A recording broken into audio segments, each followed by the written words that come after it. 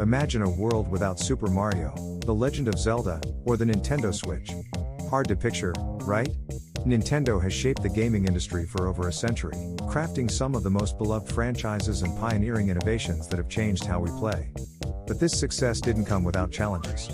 From near bankruptcy to bitter rivalries and failed experiments, Nintendo's journey is a masterclass in resilience, creativity, and reinvention. How did a small Japanese card company become a dominant force in the gaming industry? Let's dive into the remarkable story of Nintendo. Nintendo was founded in 1889 by Fusajiro Yamauchi in Kyoto, Japan, not as a gaming company, but as a manufacturer of handmade Hanafuda playing cards.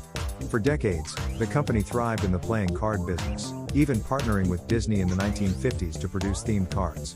However, by the 1960s, Nintendo faced stagnation. Hiroshi Yamauchi, the company's visionary president, realized the playing card market had limits and began searching for new business opportunities. During the 1960s and early 1970s, Nintendo experimented with various industries: love hotels, taxi services, and even instant rice. These ventures failed, but one move changed everything: the decision to enter the toy and electronics market. In 1970, Nintendo developed the Beam Gun, an early electronic toy that became a hit in Japan. Soon after, they created arcade games, including the 1981 smash hit Donkey Kong, designed by a young game developer named Shigeru Miyamoto. This game introduced Jumpman, who would later become Mario, Nintendo's most iconic character. In 1983, Nintendo released the family computer, Famicom, in Japan, which later became the Nintendo Entertainment System, NES. In the US, the video game industry was in crisis after the 1983 crash, but Nintendo revived it with a strict licensing system and high-quality games. Super Mario Bros. 1985 changed everything. It introduced smooth side-scrolling mechanics, colorful worlds, and precise controls, making it one of the most influential games of all time. With franchises like The Legend of Zelda and Metroid, Nintendo dominated the 8-bit era. Nintendo enjoyed unrivaled success with the NES, but in the 1990s, it faced its first major competitor, Sega.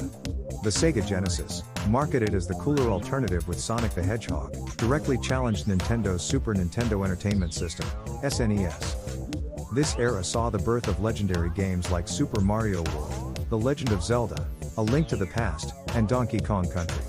Nintendo held its ground, but Sega pushed the industry into a fierce competition. However, one of Nintendo's biggest missed opportunities came in the mid-1990s when it partnered with Sony to develop a CD-based console. When the deal fell apart, Sony went on to develop the PlayStation, a move that would drastically change gaming history. The Nintendo 64, N64, released in 1996, introduced 3D gaming with classics like Super Mario 64 and The Legend of Zelda, Ocarina of Time. Despite its innovations, the N64 struggled against the PlayStation due to its reliance on cartridges instead of CDs, limiting game storage and third-party support. The GameCube, 2001, followed but faced stiff competition from the PlayStation 2 and the rising Xbox brand. While the GameCube had hits like Super Smash Bros. Melee and Metroid Prime, it failed to outsell its rivals, marking one of Nintendo's weaker generations. After struggling with the GameCube, Nintendo needed a bold move. The result?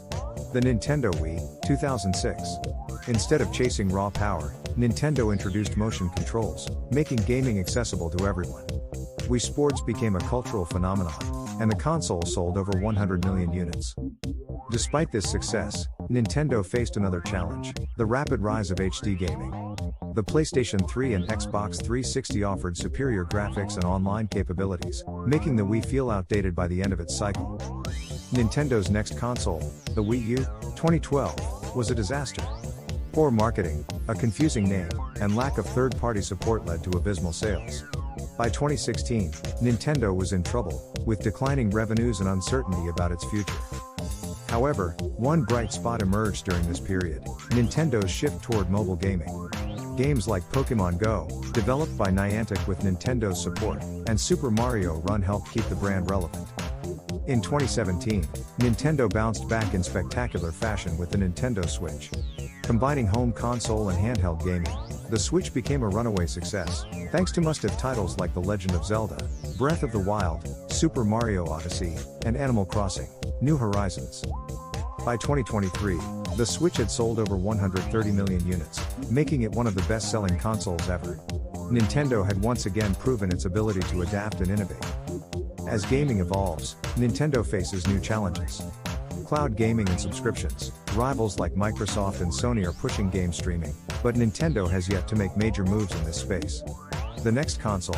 With the Switch nearing the end of its cycle, speculation about a Switch 2 is growing.